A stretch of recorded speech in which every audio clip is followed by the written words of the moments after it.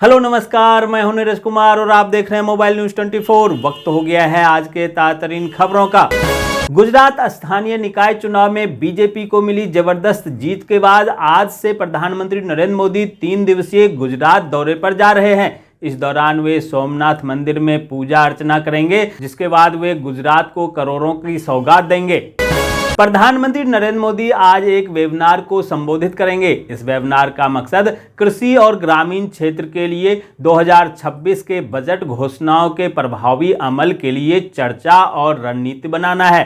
कृषि मंत्रालय की तरफ से आयोजित कृषि और ग्रामीण समृद्धि पर एक दिवसीय वेबिनार में सभी केंद्रीय कृषि मंत्री और हितधारक भी मौजूद रहेंगे। कांग्रेस पार्टी ने अगले साल असम में होने वाले विधानसभा चुनाव के लिए रणनीतिक विस्तार को लेकर चर्चा की, जहां बैठक में कांग्रेस अध्यक्ष मल्लिकार्जुन खड़गे और पूर्व अध्यक्ष राहुल गांधी के साथ प्रदेश प्रभारी जितेंद्र सिंह, प्रदेश कांग्रेस कमेटी के अध्यक्ष भूपेन बोरा, लोकसभा सदस्य गौरव गोगोई और प्रदेश के अन्य नेता मौजूद थे।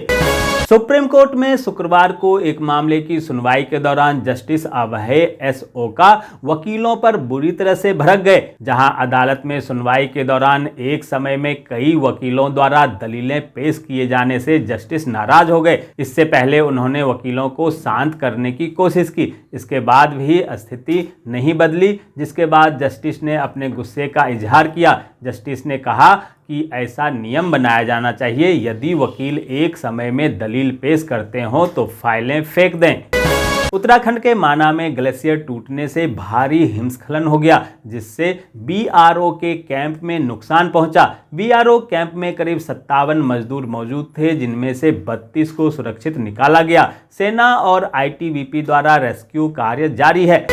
केंद्रीय गृह मंत्री अमित शाह ने शुक्रवार को दिल्ली पुलिस के शीर्ष अधिकारियों को राजधानी में बांग्लादेशी और रोहिंग्या सहित अवैध घुसपैठियों की पहचान कर उनकी मदद करने वाले पूरे नेटवर्क के खिलाफ कड़ी कार्रवाई सुनिश्चित करने के निर्देश दिए।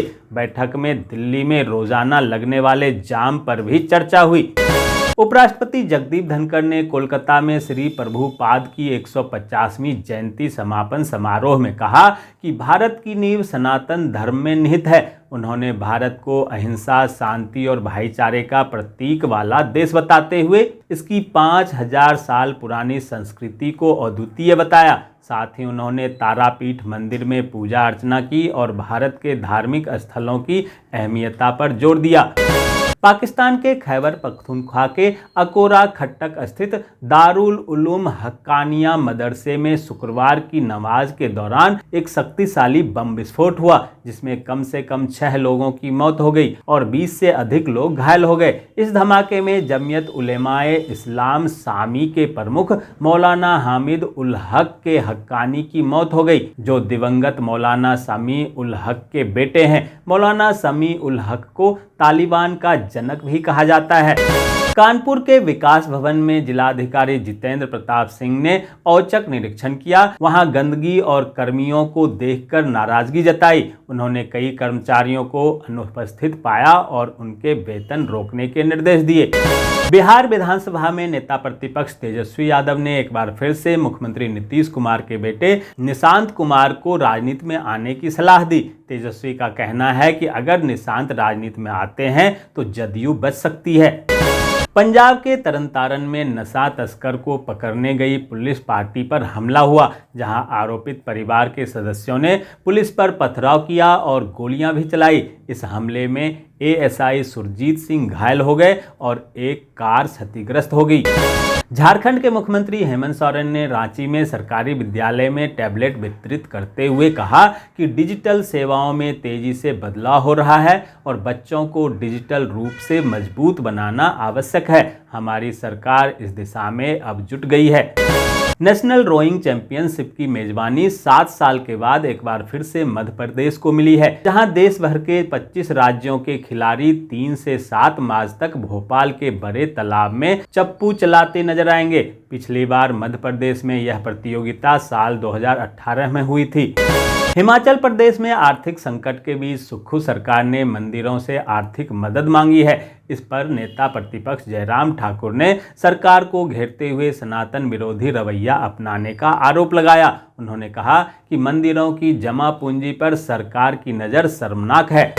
हुर्रियत के अध्यक्ष और कश्मीर के प्रमुख मौलवी मीर वाइज उमर फारूक को श्रीनगर की जामिया मस्जिद में अपने ससुर डॉक्टर गुलाम सिब्तैन मसूदी की अंतिम संस्कार की नमाज का नेतृत्व करने से रोक दिया गया। इस पर उन्होंने निराशा व्यक्त करते हुए कहा कि लोगों ने सोचा था कि निर्वाचित सरकार के बाद कुछ राहत मिलेगी, लेकिन इसके बजाय वे अपनी चुप्पी से दोषी हैं। महाराष्ट्र के बीजेपी नेता किरीट सोमैया ने दावा किया कि लातूर में 3056 बांग्लादेशियों को फर्जी तरीके से जन्म प्रमाण पत्र जारी किया गया है। इस संबंध में बीजेपी नेता ने कलेक्टर से मुलाकात की, जहां जिला कलेक्टर ने जांच का आश्वासन दिया। राजस्थान के गंगानगर में पुलिस ने लाजपत आर्य और उनके बेटे दीपक आर्य को गिरफ्तार किया, जो 10,000 करोड़ के साइबर ठगी में शामिल थे। इनके खिलाफ 76,000 शिकायतें और 5,000 एफआईआर दर्ज है, जिनसे पुलिस ने 85 लाख की गाड़ियां और 10 लाख कैश और करोड़ों की संपत्ति बरामद की। दोस्तों, मैं देख पा रहा हूं कि आप में से बहुत सारे लोगों ने इस न्यूज़ को लाइक किया है और कमेंट भी किया है, लेकिन अभी भी कुछ लोग बाकी हैं जिन्होंने न्यूज़ को लाइक और कमेंट नहीं किया है। उनसे भी आग्रह है कि प्लीज़ प्लीज़ प्लीज़ वे भी न्यूज़ को लाइक कर दें, कमेंट कर दें, साथ में शेयर भी कर दें। तो ये थी आज की ताज़ा तरीन खबरें। ऐसे ही खबरों से अपडेट रहने के लिए चैनल को सब्सक्राइब कीजिए, नोटिफिकेशन बेल को दबाइए, वीडियो को लाइक कीजिए और ज़्यादा से ज़्यादा शेयर कीजिए, ताकि आप और आपके जानने वाले रह सकें देश और दुनिया के तमाम खबरों से अपडेट।